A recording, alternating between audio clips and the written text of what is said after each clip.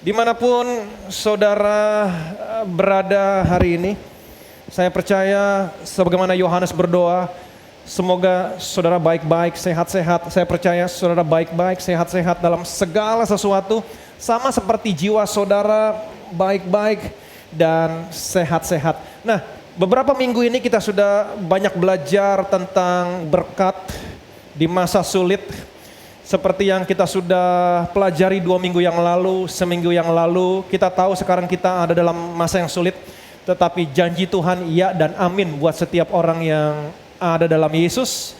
Janjinya adalah Tuhan akan membukakan perbendaharaannya yang melimpah, yakni langit. Amin. Tahun ini kita sudah pelajari, kenapa saya katakan tahun ini, yakni langit untuk memberikan hujan ke atas tanahmu pada waktunya.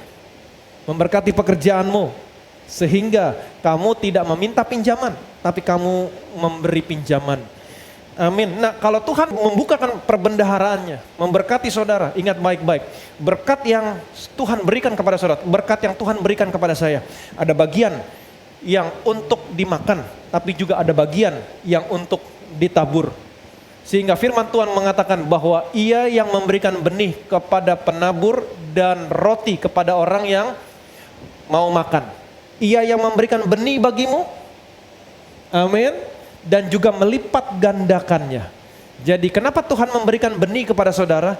Karena yang pertama, Tuhan mau saudara memiliki hati untuk menabur, untuk memberi kepada Tuhan. Yang kedua, supaya kamu punya sesuatu ketika kamu datang kepada Tuhan. Sekalipun di masa sulit, Tuhan menghargai, saudara menghargai saya. Dan ketika kamu menabur, bukan kekuatan kamu, bukan keperkasaan kamu, tapi kekuatan Tuhan. Tuhan yang melipat gandakan. Jadi kenapa Tuhan memberikan benih? Supaya saudara memiliki kerelaan, supaya saudara mempunyai hati untuk memberi. Tapi sekalipun demikian, kita sudah pelajari minggu yang lalu, sifat dasarnya manusia sesungguhnya kalau disuruh memberi miliknya, manusia tidak rela. Ini sifat dasarnya manusia. Itu sebabnya saya katakan tidak semua orang memiliki hati untuk memberi. Hanya sebagian orang yang memiliki hati untuk memberi. Tapi saya mau katakan sama saudara, kepada setiap orang yang memiliki hati untuk memberi, mereka akan melihat pelipat gandaan. Ia yang memberikan benih kepada penabur untuk ditabur dan melipat gandakannya. Amin. Sekali lagi saya ulangi, enggak semua orang memiliki hati untuk memberi. Hanya sebagian orang yang memiliki hati untuk memberi. Tetapi kepada setiap orang yang memiliki hati untuk memberi, mereka akan melihat pelipat gandaan. Tuhan Yesus pernah mengajar ketika dia duduk di Bait Allah, dia berkata begini, tahukah kamu, pada zaman Nabi Elia, ada begitu banyak janda di Israel. Ketika langit tertutup selama 3 tahun 6 bulan. Ketika negeri dilanda kelaparan.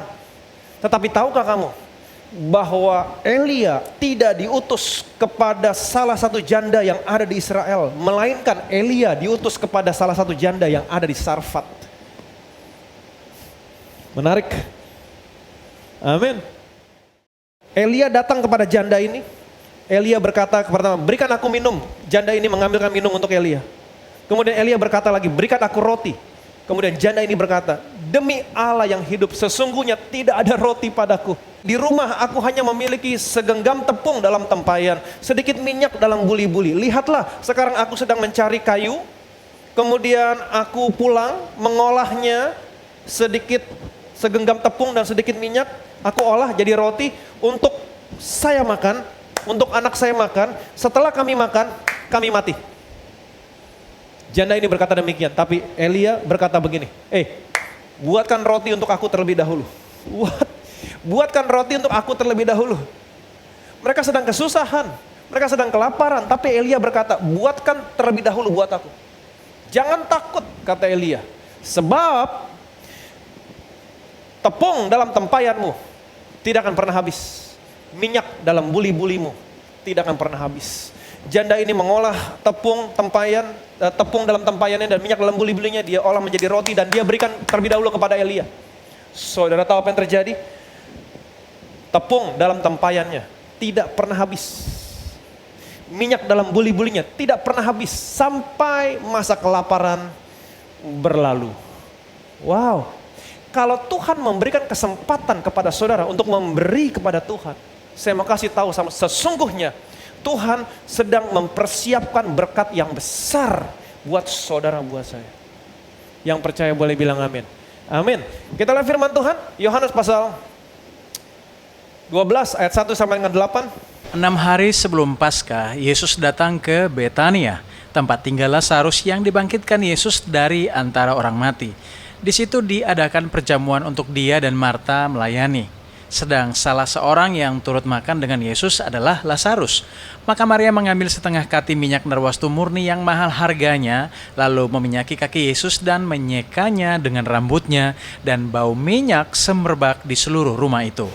Tetapi Yudas Iskariot, seorang dari murid-murid Yesus yang akan segera menyerahkan dia, berkata, "Mengapa minyak narwastu ini tidak dijual 300 dinar dan uangnya diberikan kepada orang-orang miskin?" Hal itu dikatakannya bukan karena ia memperhatikan nasib orang-orang miskin, melainkan karena ia adalah seorang pencuri.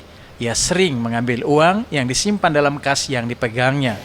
Maka kata Yesus, "Biarkanlah dia melakukan hal ini mengingat hari penguburanku. Karena orang-orang miskin selalu ada pada kamu, tetapi aku tidak akan selalu ada pada kamu."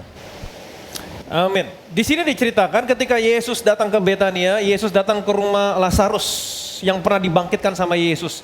Yesus makan di rumah Lazarus, mereka mengadakan perjamuan untuk Yesus. Alkitab menceritakan Marta melayani Yesus saat itu. Tapi kali ini Marta tidak melayani dengan sungut-sungut. Kemudian diceritakan Maria mengambil setengah kati minyak narwastu yang mahal harganya.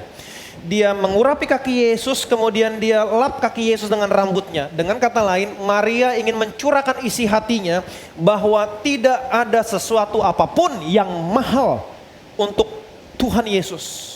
Tidak ada sesuatu apapun yang mahal untuk Tuhan. Tuhan yang datang ke dalam dunia ini memberikan nyawanya buat saudara, buat saya.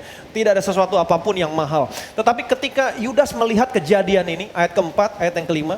Ketika Yudas melihat kejadian ini, Yudas berkata begini. Tetapi Yudas Iskariot, seorang dari murid-murid Yesus yang akan segera menyerahkan dia, berkata, "Mengapa minyak narwastu ini tidak dijual 300 dinar dan uangnya diberikan kepada orang-orang miskin?" Jadi ketika Maria ingin memberkati Tuhan, ketika Maria ingin memberi kepada Tuhan, Yudas menghalangi. Ada begitu banyak orang ketika orang ingin memberkati Tuhan, kemudian dihalangi. Saya mau saudara mengerti, memberi kepada Tuhan adalah bentuk pemberian yang tertinggi. Ketika saudara datang membawa persembahan, apa yang saudara berikan kepada Tuhan, itu adalah pemberian yang tertinggi. Memang betul, kita juga harus membantu orang-orang miskin. Kita harus membantu orang-orang yang membutuhkan. Betul? Kita harus membantu orang miskin, kita harus membantu orang yang membutuhkan. Tetapi memberi kepada orang miskin bukan merupakan bentuk pemberian yang tertinggi. Bentuk pemberian yang tertinggi adalah ketika saudara memberi kepada Tuhan. Tidak ada sesuatu apapun yang mahal untuk Tuhan Yesus. Nah, waktu Yudas melihat, Yudas berkata begini, "Mengapa minyak narwastu ini tidak dijual 300 dinar? Dan uangnya diberikan kepada orang-orang miskin." Kelihatannya, kalau saudara baca ayat ini, kelihatannya hatinya Yudas untuk orang miskin. Tetapi sesungguhnya tidak. Kenapa? Yudas mau minyaknya dijual, kemudian uangnya masuk kas, dan uangnya dia bisa curi. Dia adalah pencuri. Betul? Yudas adalah pencuri. Kemudian Yesus berkata, biarkanlah dia melakukan hal ini mengingat hari penguburanku. Yesus berkata kepada Yudas, orang miskin selalu ada padamu. Orang miskin selalu ada padamu. Orang miskin selalu ada pada saudara. Saudara bisa berkati mereka kapan saja, terutama dalam situasi yang sulit. Ada begitu banyak orang yang butuh makanan, butuh sembako. Saudara bisa berkati mereka. Tetapi Tuhan berkata, aku tidak selalu ada bersama-sama dengan kamu. Aku tidak selalu ada bersama-sama dengan kamu. Apa artinya? Artinya kesempatan untuk memberkati Tuhan tidak selalu ada. Kesempatan memberkati Tuhan tidak selalu ada. Saya mau katakan sama saudara, kesempatan memberkati Tuhan seperti jendela yang terbuka, yang tertutup. Kalau saudara miss, saudara hilang kesempatannya. Amin, saudara hilang kesempatannya. Ayat berikutnya, perhatikan baik-baik. Berkatalah Musa kepada segenap jemaah Israel, inilah firman yang diperintahkan Tuhan bunyinya. Ambillah bagi Tuhan persembahan khusus dari barang kepunyaanmu. Setiap orang yang terdorong hatinya harus membawanya sebagai persembahan khusus kepada Tuhan, emas, perak, tembaga. Saudara masih ingat ayat ini? Berkatalah Musa kepada segenap Israel, inilah firman yang diperintahkan Tuhan. Ini bukan bisa-bisanya Musa, ini firman Tuhan. Tuhan menyuruh Musa menyampaikan kepada bangsa Israel, ambillah bagi Tuhan persembahan khusus dari barang kepunyaanmu. Setiap orang yang terdorong hatinya. Setiap orang yang terdorong hatinya. Setiap orang yang memiliki hati untuk memberi. Bukan dengan paksaan.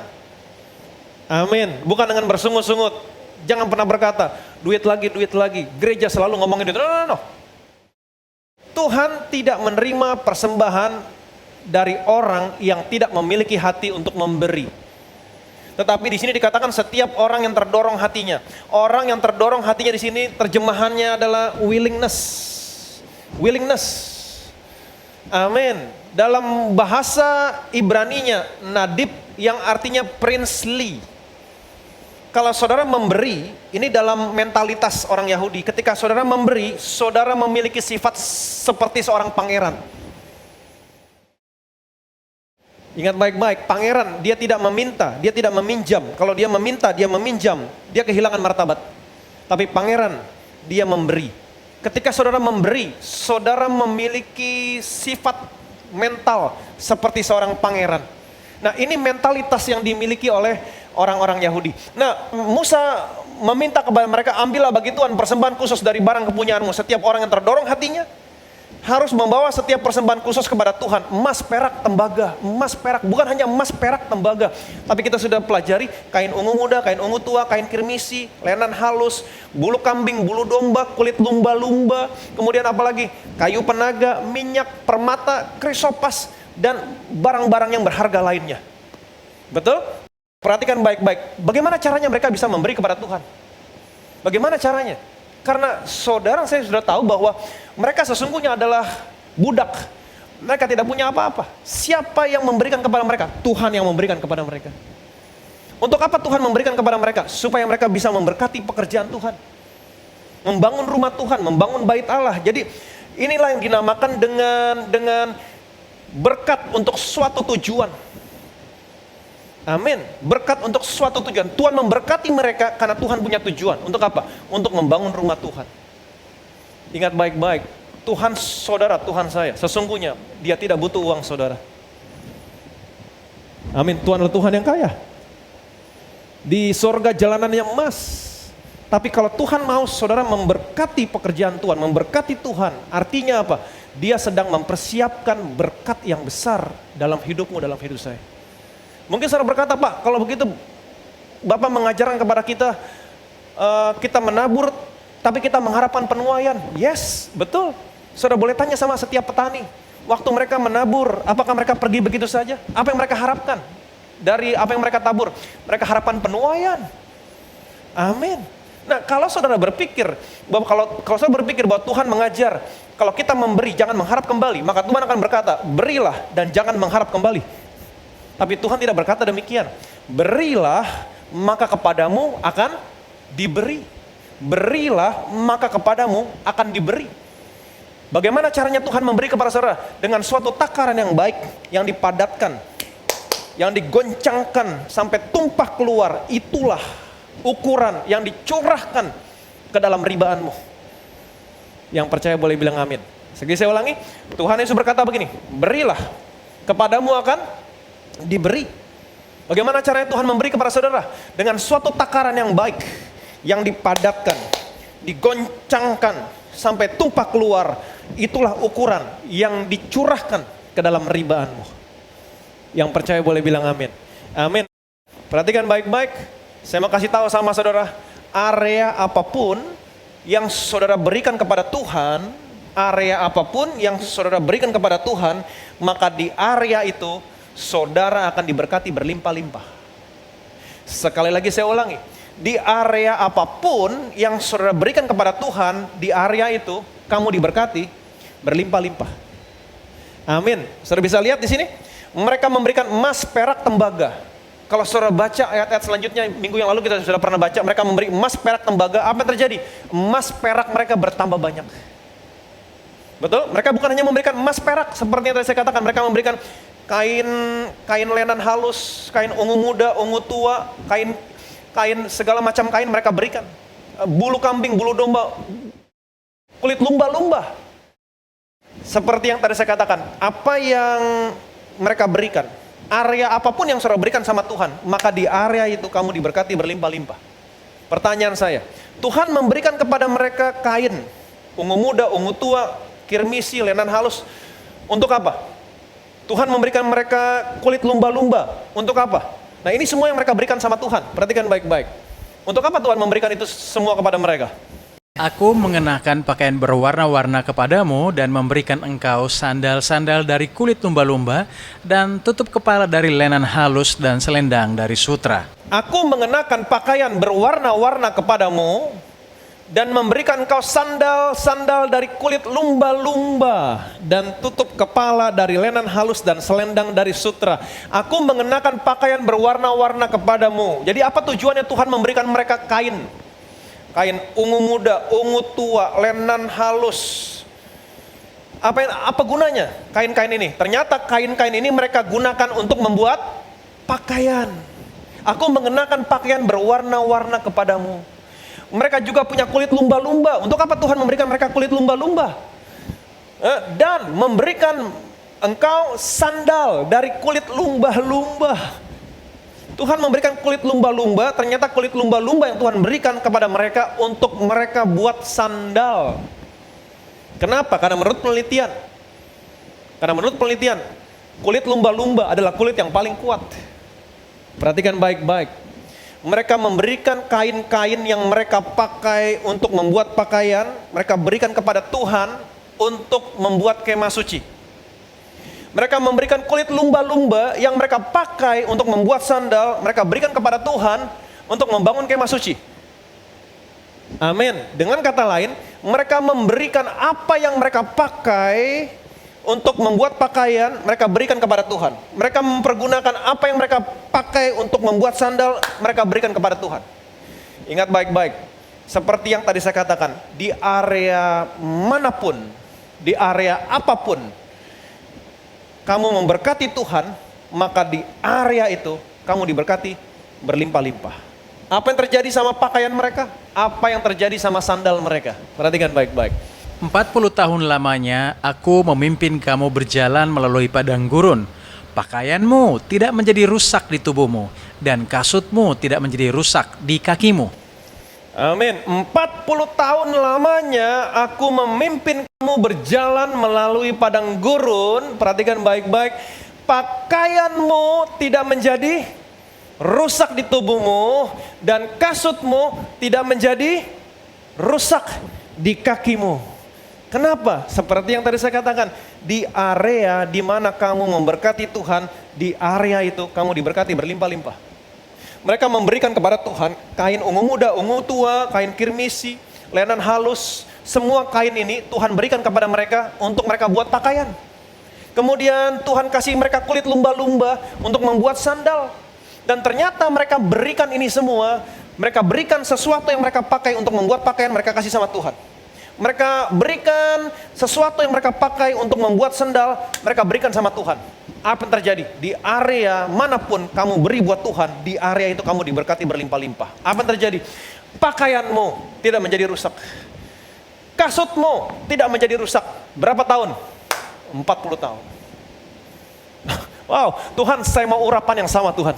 40 tahun, pakaian saya, keluarga saya tidak rusak. Saudara irit, 40 tahun, nggak rusak. Dan kabar baiknya adalah area apapun yang kamu berikan buat Tuhan, area apapun yang kamu berikan buat Tuhan, maka di area itu kamu akan diberkati berlimpah-limpah. Dan kabar baiknya, bagaimana saudara diberkati?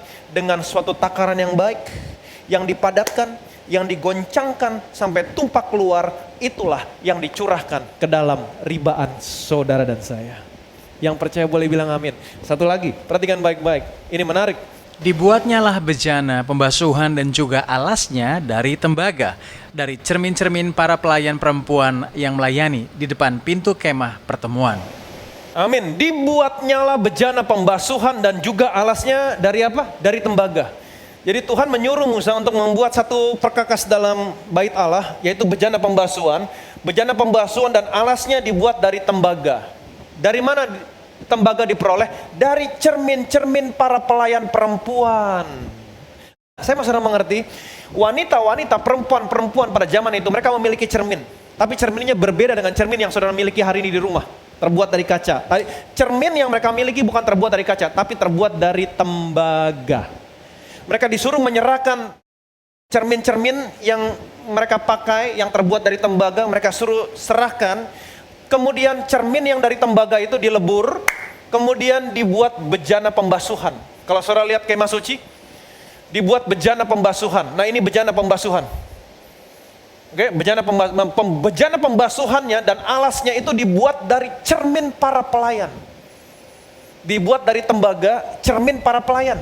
Nah ini saya ketemu gambar cermin perempuan-perempuan dari zaman Mesir kuno.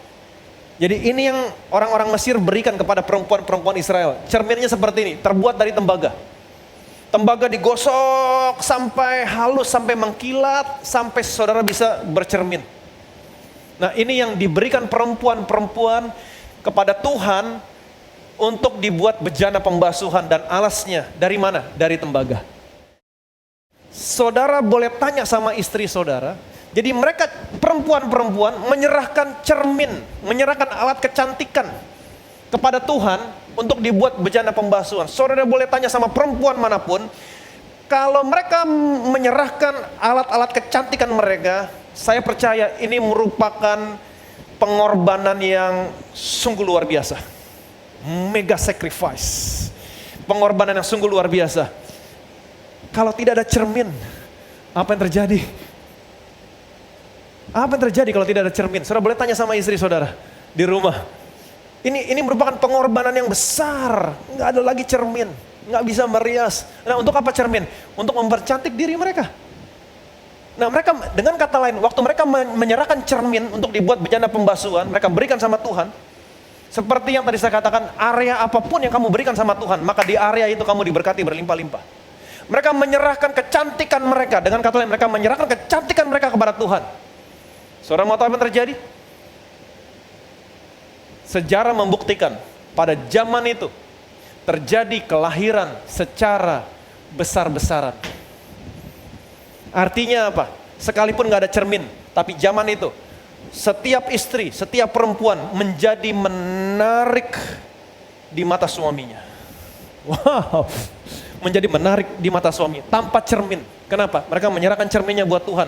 Dan di area itu Tuhan berkati mereka berlimpah-limpah. Amin.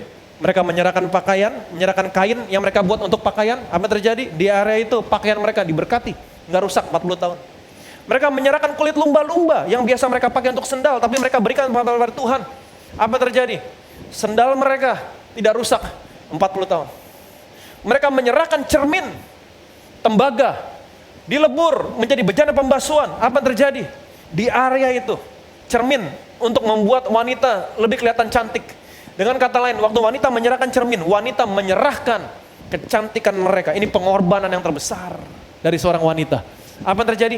Di area itu, Tuhan berkati berlimpah-limpah. Sejarah membuktikan pada zaman itu terjadi kelahiran secara besar-besaran. Apa artinya? Pada zaman itu, wanita-wanita, perempuan-perempuan pada saat itu, mereka kelihatan lebih menarik di mata suaminya tanpa cermin. Amin. Jadi saya punya kabar baik buat saudara. Apapun yang saudara berikan sama Tuhan, di area apapun yang kamu berikan kepada Tuhan, saya mau kasih tahu, di area itu kamu akan diberkati berlimpah-limpah dengan suatu takaran yang baik, yang dipadatkan, yang digoncangkan sampai tumpah keluar. Itulah ukuran yang akan dicurahkan ke dalam ribaan saudara, ke dalam ribaan saya. Yang percaya boleh bilang amin. Amin. Diberkatilah saudara mendengar firman ini. Mungkin banyak orang yang nggak suka, tetapi ini firman Tuhan. Ini bukan bisa-bisanya pendeta. Orang Israel bisa saja berkata, oh ini bisa-bisanya Musa. No, ini bukan bisa-bisanya Musa. Ini perintah Tuhan. Mereka membawa emas, perak, kain, semuanya mereka berikan kepada Tuhan. Dan di area di mana mereka memberi kepada Tuhan, di area itu mereka diberkati berlimpah-limpah. Dan saya mau saudara mengerti, saya punya kabar baik, di area manapun kamu beri kepada Tuhan, di area itu kamu diberkati berlimpah-limpah. Yang percaya boleh bilang amin. Amin. Kami bersyukur Tuhan buat firman-Mu hari ini. Kami mengerti bahwa beginilah caranya Tuhan memberi kepada kami. Kami percaya Tuhan, Engkau yang terlebih dahulu memberikan benih kepada kami untuk ditabur. Dan ketika kami menabur, ketika Engkau memberikan benih kepada kami memiliki kerelaan. Ketika kami menabur, maka apa yang kami tabur Engkau akan lipat gandakan. Kami percaya Tuhan, di area apapun, di area manapun kami memberi kepadamu, maka di area itu kami akan diberkati berlimpah-limpah. Dan kami berdoa Tuhan, apapun anak-anak-Mu yang sudah kerjakan untuk pekerjaan Tuhan, apapun yang anak-anak sudah berikan untuk pekerjaan Tuhan, kami percaya Tuhan, apapun yang mereka berikan, doa mereka, apakah itu kesaksian mereka, pujian mereka, apapun yang mereka persembahkan Tuhan untuk pekerjaan Tuhan, kami percaya di area itu Tuhan akan berkati mereka berlimpah-limpah. Tuhan akan memberkati pekerjaan mereka, Tuhan akan membukakan perbendaharaannya, Tuhan akan mencurahkan berkatnya 100 kali lipat, memberkati pekerjaan mereka. Mereka tidak meminjam, tapi mereka memberi pinjaman, dan apapun yang mereka kerjakan, Tuhan buat berhasil. Kami percaya Tuhan, apapun yang mereka korbankan untuk pekerjaan Tuhan, untuk kerajaan surga, maka Tuhan akan memberkati mereka dengan suatu takaran yang baik, yang dipadatkan, yang digoncangkan sampai tumpah keluar. Itulah ukuran yang akan dicurahkan ke dalam ribaan mereka. Kami percaya Tuhan, karena dengan kasih karunia-Mu, Engkau sanggup melimpahkan kepada mereka, sehingga mereka bukan hanya berkecukupan, tapi mereka berkelimpahan dalam nama Tuhan Yesus Kristus. Amin.